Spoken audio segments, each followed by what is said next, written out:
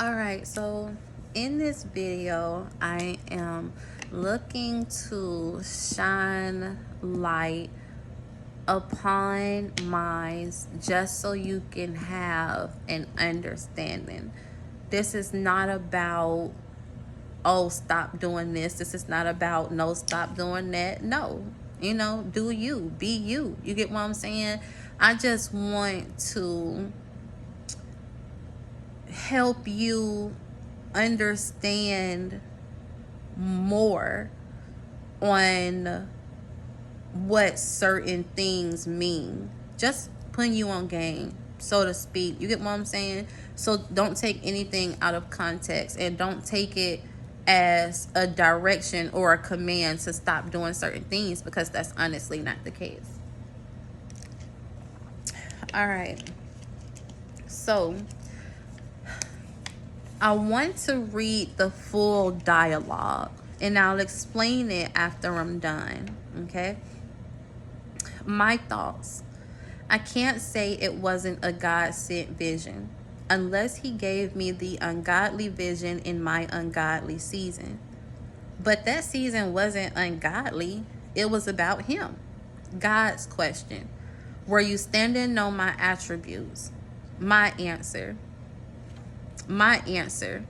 No. God's answer. For that reason, it was an ungodly season. Thoughts that automatically flooded my mind because I wasn't standing on his beliefs. Partiality doesn't count.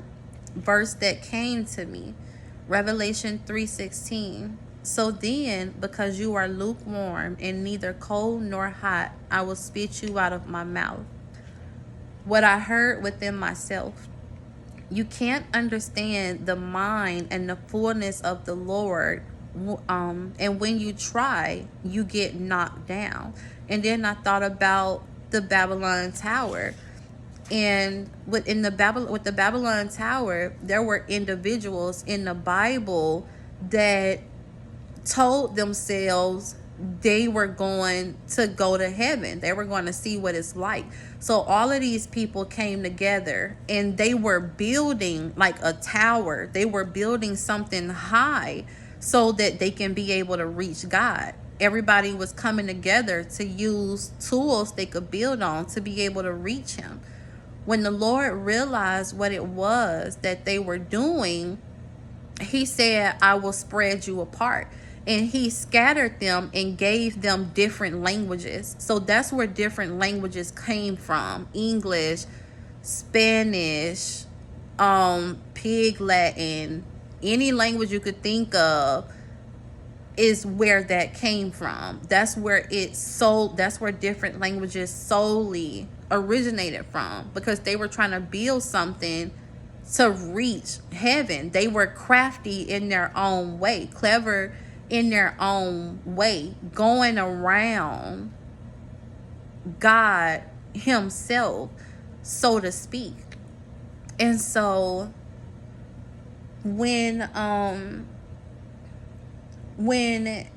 it comes to us using tools, we're going around God, so to speak. And I remember my mom had asked me something that really offended me. And then it made me have an attitude with her because I felt like she was being contradicting. Like when I was doing my YouTube channels at first, I didn't have a background to it. I didn't have like no background, no setup, no nothing. And my mom watched my videos one day and she was like, wow, Alicia, I'm going to get this for you. I'm going to get that to you. She came in my house with a, like a velvet, silk, beautiful cloth or something like that she hung to my wall as a backdrop. She set out my table so beautifully with a silver tray, and she had angels on it, and it was angel candle holders and stuff like that. So because my mom invested into me doing readings, what she said to me had triggered me. Excuse me. And I remember I was talking to my mom on the phone back when I was doing readings. And she was like, Lily, I said, ma'am. She said, I never known no prophet. Or she said, I never known no prophet that needed tarot cards. I never known no prophet that used them. And I was like, I don't need them because I didn't. I could speak to anybody without using the cards. So when she said that, I'm like, okay, you're not understanding me because I don't need it.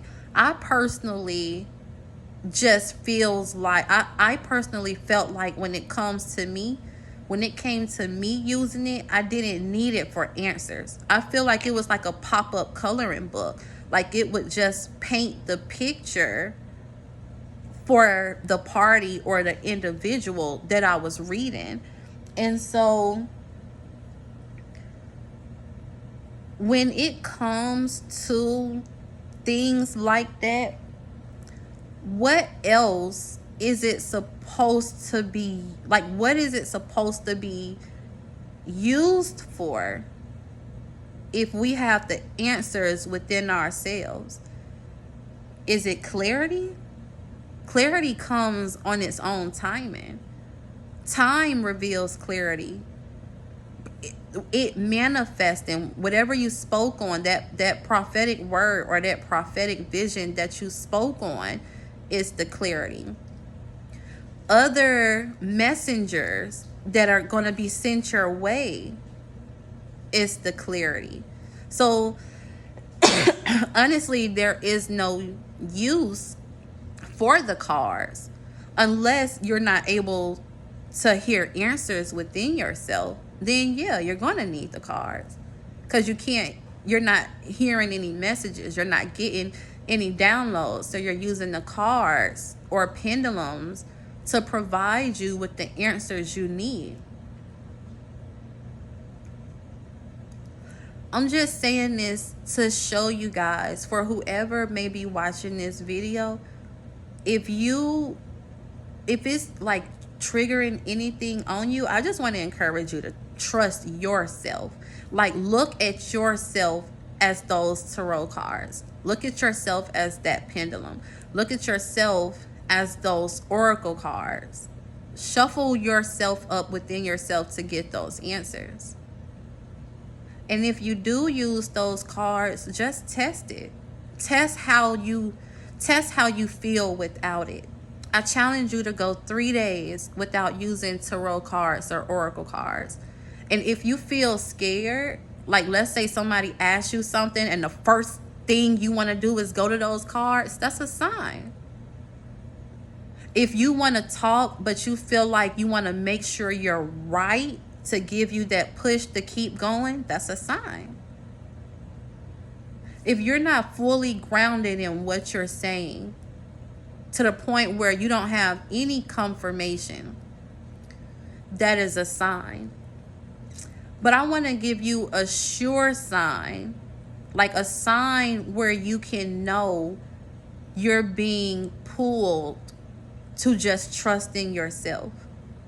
If any of you, and this is something I had to go through, if any of you have went through a season or a time period, or you have had instances or moments where you did not receive any feedback, nothing, like you know that person got their reading, you know they saw it, or you know they listened to it, whatever the case may be, and they didn't respond right off the bat.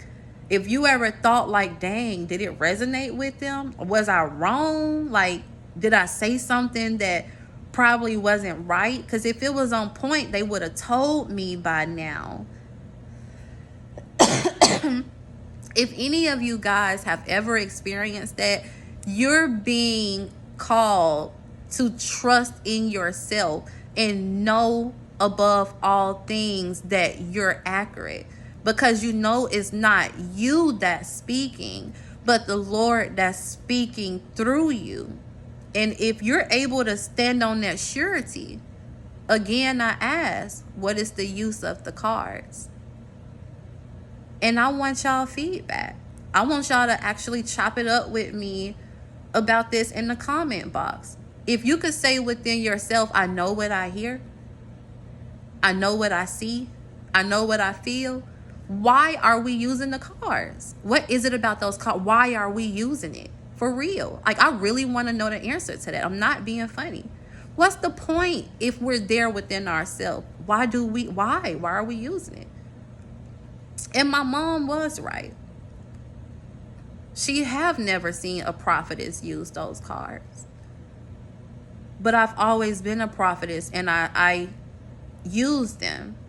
And I never even knew about cards. I wasn't pulled towards cards until 3 years ago. 3 years ago, I just started using them.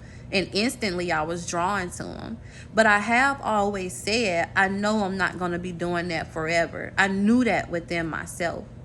But I knew the pull I had towards them too. No one can understand that pull I would try to get them to understand. It literally was a pull, like a magnetic feeling, like you're just drawn, like fate. And you know what I think? Now, you know what I know? I was drawn to that so I can be able to relate to a different community. I was already spiritual, going through my spiritual awakening, understanding synchronicity and stuff like that. And normally, you know, oracle cards and stuff come with that. That's all part of spirituality. And so I don't regret that, because I'm able to talk to other people. I'm able to talk to the metaphysical group. I'm able to link with them. I'm able to converse with the metaphysical team, the metaphysical environment. And so it feels good, you know, to be able to reach out to a different crowd. You know what I mean? So it's like, it's not for no reason. You catch my drift? But like, for real, if you sit here and tell yourself, I know what I'm talking about, I know what I hear, I know what I see, these messages come fluently, why are you going to the cards then? Are you somebody that need confirmation? Do you feel better when you get clarity? When people don't give you clarity, do you feel like you messed up? Do you feel like you wrong? If you are answering yes to those questions, you're trusting in the cards more than yourself. And for that reason, it's an idol and something you should put away for a minute, for you to get one and right within yourself. Or you will slowly fall into a state where you don't even see you left. And that's a dangerous thing.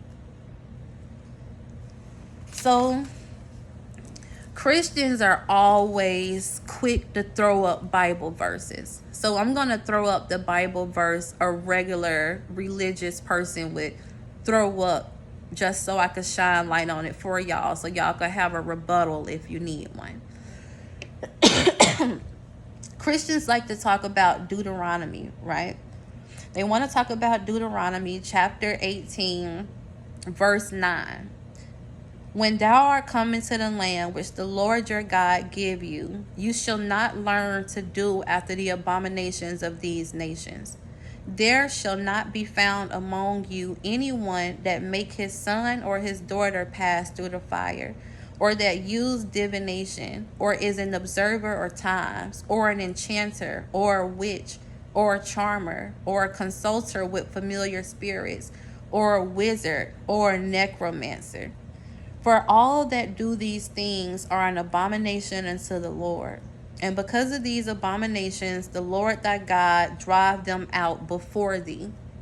So initially in my dialogue that I was having with my husband, when he asked me, were you standing on my attributes? I was able to say no, because of what he's telling me he don't agree with. So when we're standing on someone's attributes, we're standing on their core beliefs, the foundation of them. You get what I'm saying? Y'all ever dealt with somebody in a relationship? Like, let's say you told this person, don't cheat on me. Don't cheat on me. That's a core belief that I have. I do not go for that. I do not tolerate that. Like, you have crossed the line in my books. And let's say that guy came to you and said, baby, I cheated on you, but I had to get the rent money. We was about to get put out. We was about to get evicted. Where were we gonna go? I'm a man. I'm supposed to provide. I'm supposed to figure this out. How you gonna get mad at me because of that? And because to that woman, his logic makes sense, a lot of them will let it slide. And then you got some women who will say, I don't care about that. You cheated, period. You know I'm not for that. And so that's how it is with the Lord. So he's like, yeah, you using it for me. I get that. You talking about me, you putting people on game, you bringing them up spiritually, you're inclining their wisdom, but you went against my core belief. You cheated on me. And you want me to count that as righteous? I'm just playing it out for you guys so you can understand where it's all coming from. We're going against core beliefs that he have. So, if you are going to do tarot readings and oracle card readings, you might as well keep the Lord name out of it. And just keep it solely on time and space. Don't even add a godly name to it. Or you will go against core beliefs. You can't be partial. If you partial with him, I know you partial with people in your life. If you partial with yourself, I know you allow other people to be partial with you. This is just food for thought, you guys. Just something for you all to think about. Okay? No partiality, no going against core beliefs.